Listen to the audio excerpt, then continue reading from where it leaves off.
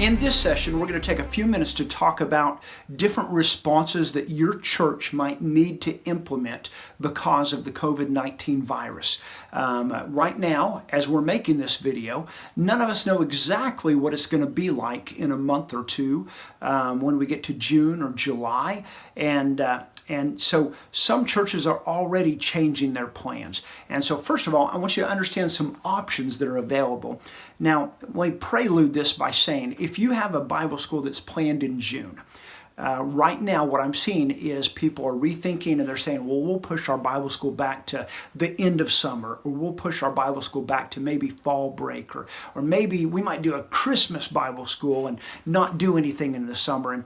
And moving things back, I understand that because you've bought curriculum, you have plans, but at the same time, don't sacrifice the opportunities that you have right now in June, in July, and it may take a little bit of creativity, but that's why we want to come alongside you and give you opportunities, give you ideas, give you things to really think about.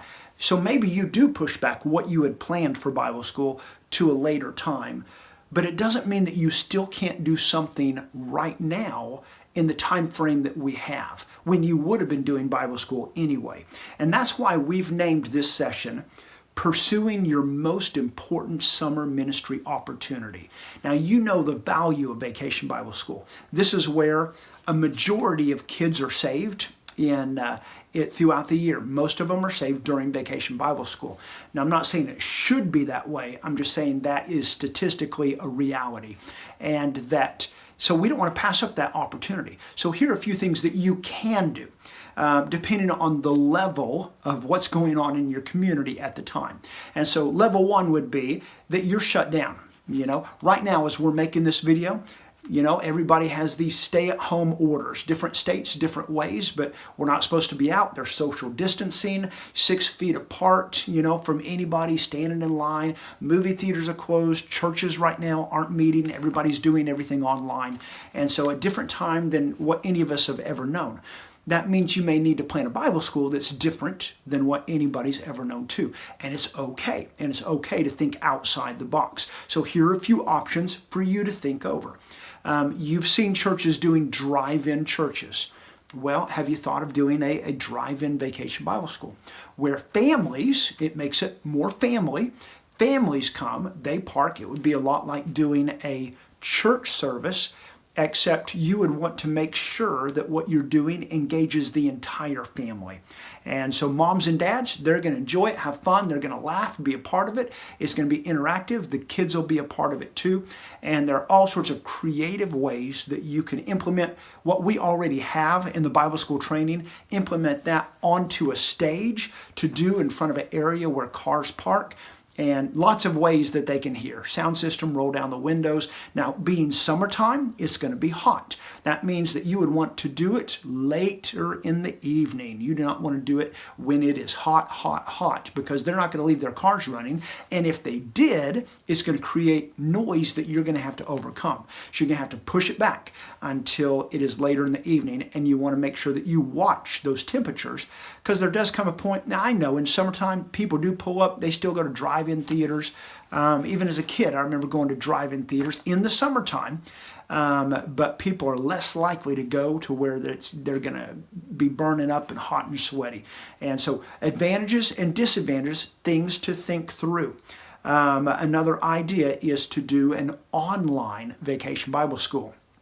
Now, we are in the process right now of creating, as far as I know, it's the first ever online Vacation Bible School, and I'm excited about it. It's an idea that we've played around with for a long time about how can we engage people at home during Vacation Bible School while still doing Bible school. So say you do a regular Bible school, it's 3 hours at night. Well, how do we get into the home? How do we engage kids? And so our thought had been, and this is a long time ago, well, let's challenge them with family activities that either the kids or the whole family can do at home, and they can send photos, videos, they can earn points, they can earn badges, they can do challenges, and then at night, when we come for regular Vacation Bible School, we get to announce the winners, we get to show some of the videos of what happened at home, and it motivates everybody else to do that same, and it also empowers or challenges our parents to take spiritual leadership in the family. So this is an idea that we've been playing around with.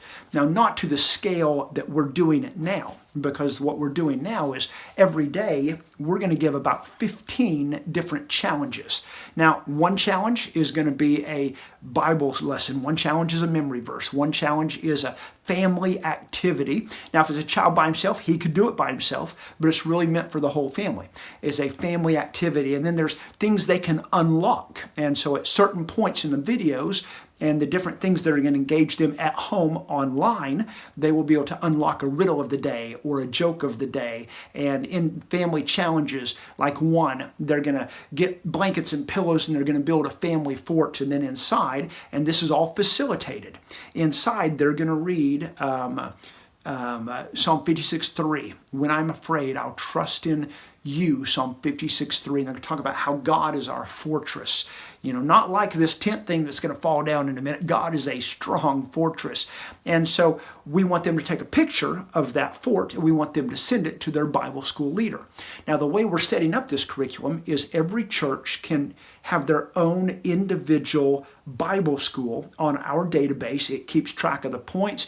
And that way families are competing against families in your church. It's just your church against each other. They're earning badges, they're earning points. And so you have this continual, every night, you have this continual competition. Every night you could get online. If you're shut down, you can get on Facebook. There's another one called B.Live that you can get on. You can split a screen. It's good software that some pastors have been using.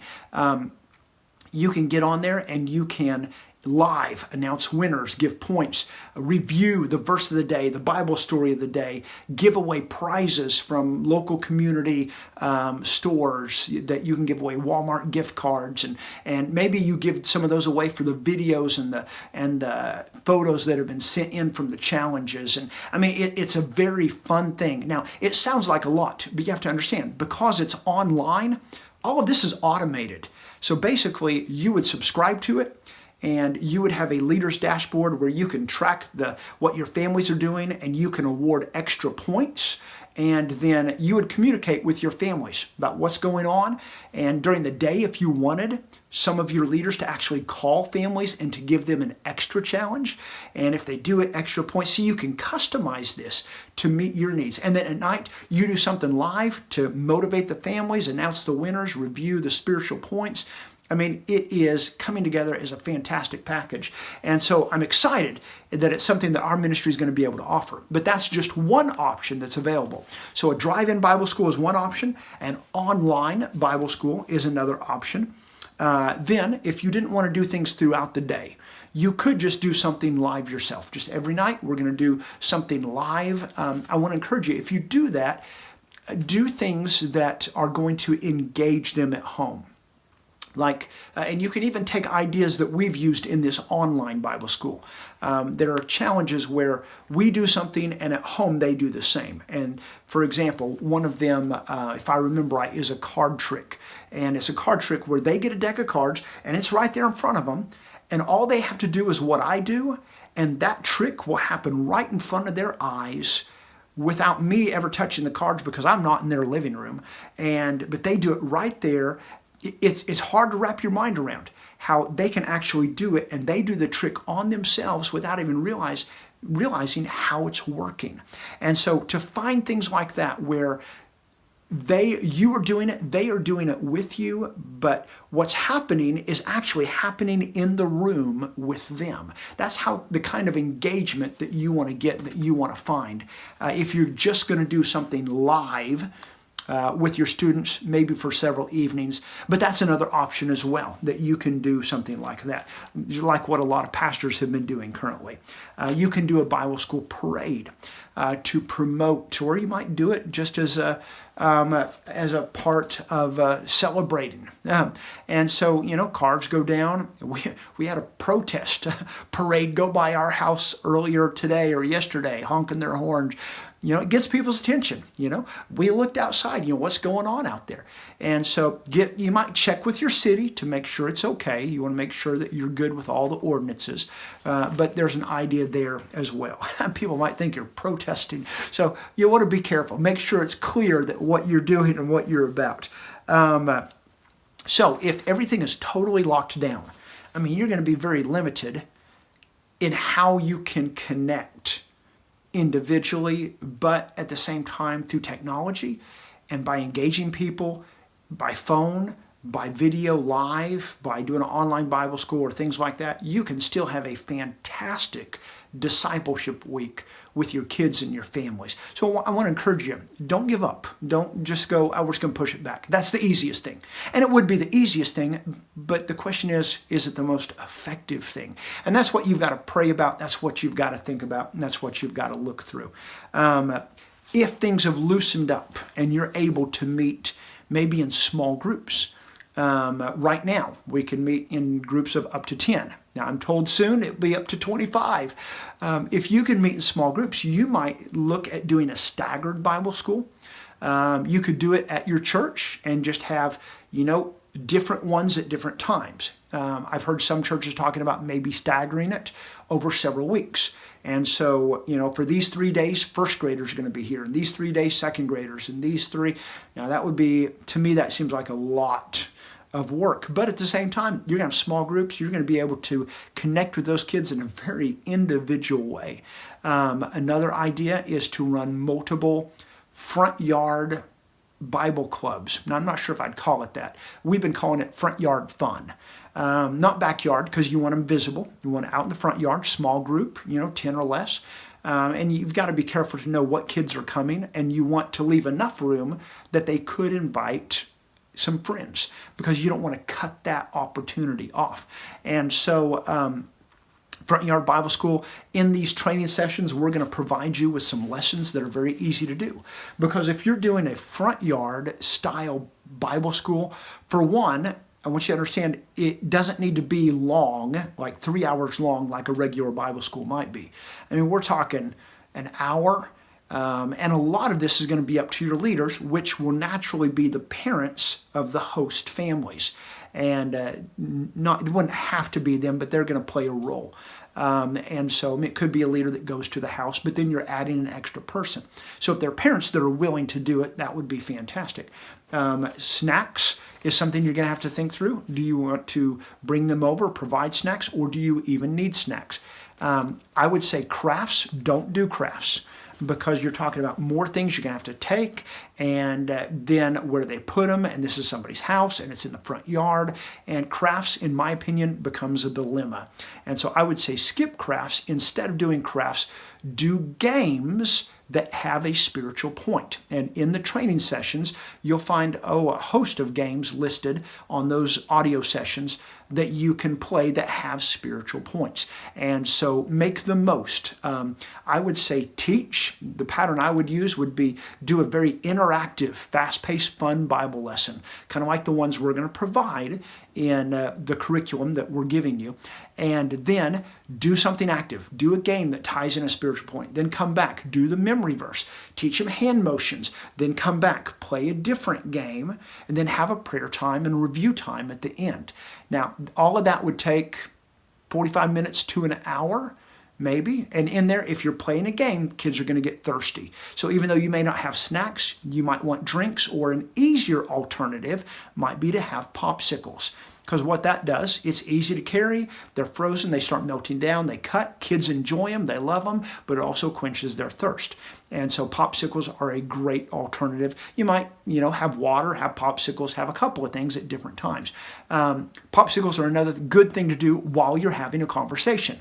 And so if there's going to be a time where your leaders are going to sit down and just have a conversation discussing deeper what the verse for the day or the Bible story, how it all ties together, then go ahead, get those, cut them, and So what they'll need, a bucket with all the popsicles, clean bucket, obviously, all the popsicles frozen down in there. You want them frozen solid before you bring them, because it may be an hour before they use them. And then you want a pair of scissors there. So they have everything ready. Nobody has to run inside, get scissors. It's just snip, snip, snip, pass them out, pass them out, pass them out. Everything is right there, and they can keep going. Because what they'll want to do, they'll want to start, and they will want everything to be fast-paced pretty much until the end. Not a lot of lag time where kids are sitting around doing their own thing. You want to engage them the entire time.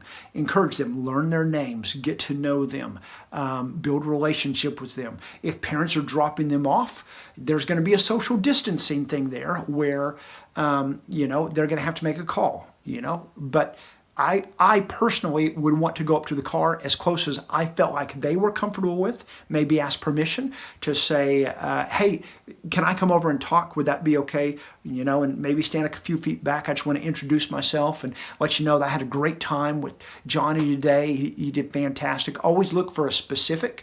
Today one of the things he said that I thought was great was, when you can be specific, it's fantastic, especially when you're talking to parents. If kids are making decisions, that's a great time. Tell the parents the decision that they made or the question that they ask. These are not just relationship opportunities, it also creates witnessing opportunities, even 6 feet apart if their window's down, and you can talk to them like that. And so I'm thinking that this summer we're probably going to be at a great place to do these. Now, some leaders are uncomfortable because having multiple ones going on at the same time makes them uncomfortable because they can't be at every one. And so the main leader's job would probably be to drop by for a short time, drop by every one of them for a short time, or maybe not to run them all simultaneously. Maybe some start at 9, some start at 10, some start at 11, and spaced out different times. And so you'll just have to think through what's going to work best. A lot of that also depends on the number of kids that you would expect to have there. Safety and security. You still need to listen to the session we have on safety and security because you still want to get background checks on everybody. You want to, in this case, since you're in a front yard, what if a kid needs to use the bathroom? Okay, there's a dilemma that comes up because you don't want kids going in a house alone with anybody. And you also want parents' permission.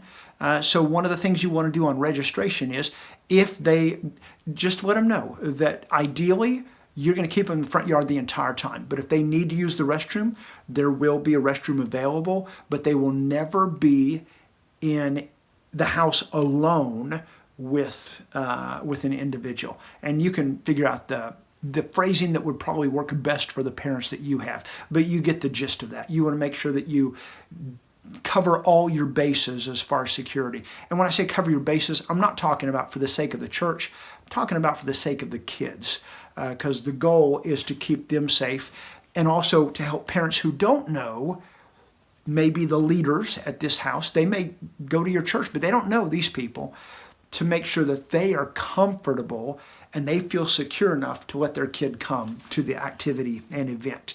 Now, with these front yard fun, or front yard fun VBS, whatever you decide to call it, you want to make sure that you have the same powerful promotion that you would for your normal vacation Bible school. The key here is to make a plan, go through all your options, talk to your staff, your pastor, your leadership, figure out what's going to work best, okay?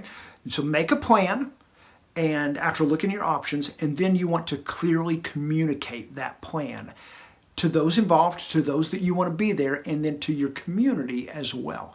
And so what I see happening, I see that there are going to be a multitude of opportunities for our churches to be highly effective in this time. Whether we're locked down or it's looser, I kind of expect by that point that it's going to be a hodgepodge. There's some places going to be tighter, other places more loose, and so we don't know where we're going to be. But you need to make your plans flexible enough to where as you move forward, you're able to make a plan, communicate it, and then if there needs to be any last minute changes, like say you go, we're going to do the front yard Bible clubs, and we're going to call it give it a name, the Acts 1-8 Club or whatever, and you're going to do this, and so you make all your plans, and then the week before, the virus skyrockets and they say we're shutting down and everybody needs to go home for the next 2 weeks. And don't just throw up your hands and go, oh no, all that wasted. No, just shift gears, clearly communicate, go to your plan B. And your plan B at that point, would probably be to do something live in the evening time, engage them. And if you need help with that, our ministry is here to give ideas, and we're glad to help you any way that we can to help you be effective. All right. Now, the name again, we called this Pursuing Your Most Powerful Summer Ministry Opportunity. Boy, that's a mouthful, but it holds so much because this is a powerful opportunity, even in the middle of this crisis, for you to minister to families. In fact, I should say, especially in the middle of this crisis, to engage people in your community and to minister to families.